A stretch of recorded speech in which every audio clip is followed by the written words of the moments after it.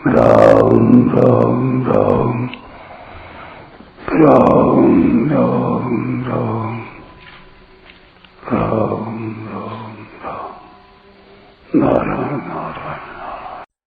संबंध द्रोणाचार्य के मन में पांडवों के प्रति द्वेष पैदा करने और युद्ध के लिए जोश दिलाने के लिए दुर्योधन ने पांडव सेना की विशेषता बताई।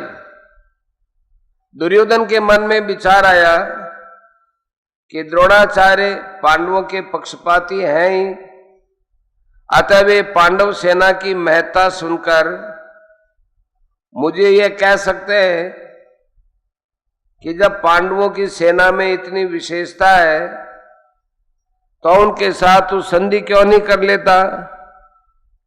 ऐसा विचार आते ही दुर्योधन आगे के 3 श्लोकों में अपनी सेना की विशेषता बतलाता है। अस्माकं तु विशिष्टाये तान्निबोध द्विजोत्तम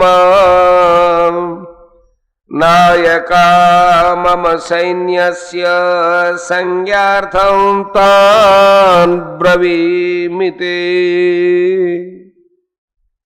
हे द्विजोत्तम, हमारे पक्ष में भी जो मुख्य हैं उन पर भी आप ध्यान दीजिए। आपको याद दिलाने के लिए मेरी सेना के जो नायक हैं उनको मैं कहता हूं। व्याख्या। अस्माकं तु विशिष्टाये तान् निबोध द्विजोत्तम। दुर्योधन द्रोणाचार्य से कहता है कि हे द्विज श्रेष्ठ, जैसे पांडवों की सेना में श्रेष्ठ महारथी है, ऐसे ही हमारी सेना में उनसे कम विशेषता वाले महारथी नहीं है। प्रत्युत उनकी सेना के महारथियों की अपेक्षा ज्यादा ही विशेषता रखने वाले हैं, उनको भी आप समझ लीजिए। तीसरे श्लोक में पश्य और यहां निबोध क्रिया देने का तात्पर्य है कि पांडवों की सेना तो सामने खड़ी है, इसलिए उसको देखने के लिए दुर्योधन पश्य क्रिया का प्रयोग करता है, परंतु अपनी सेना सामने नहीं है।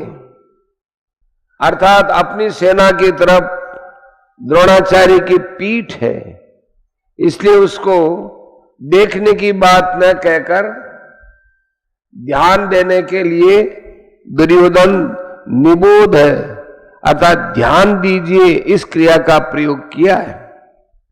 नायका मम सैन्यस्य संज्ञार्थम तान् ब्रवीमि ते।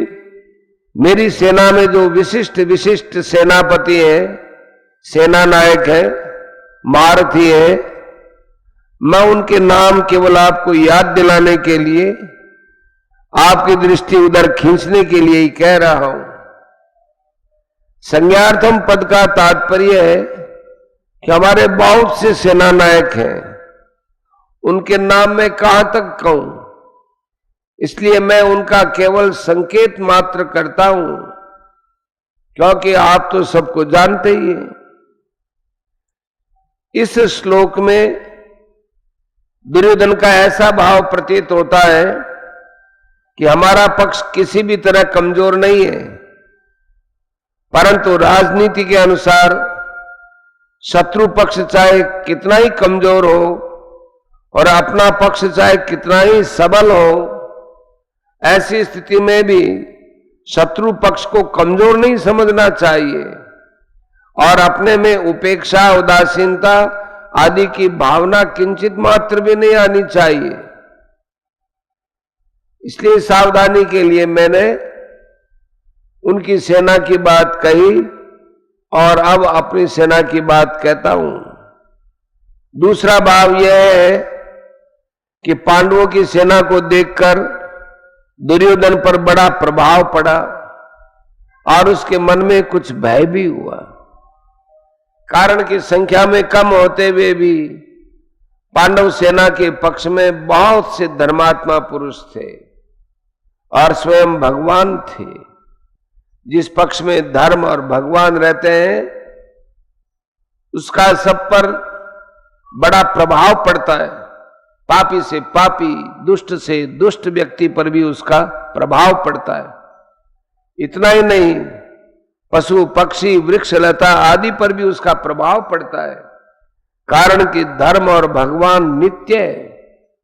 कितनी ऊंची से ऊंची भौतिक शक्तियों क्यों न हो, है वे सभी अनित्य। इसलिए दुर्योधन पर पांडव सेना का बड़ा असर पड़ा, परंतु उसके भीतर भौतिक बल का विश्वास मुख्य होने से वह द्रोणाचार्य को विश्वास दिलाने के लिए कहता है कि हमारे पक्ष में जितनी विशेषता है उतनी पांडवों की सेना में नहीं है, अतः आप उन पर सहज ही विजय कर सकते हैं।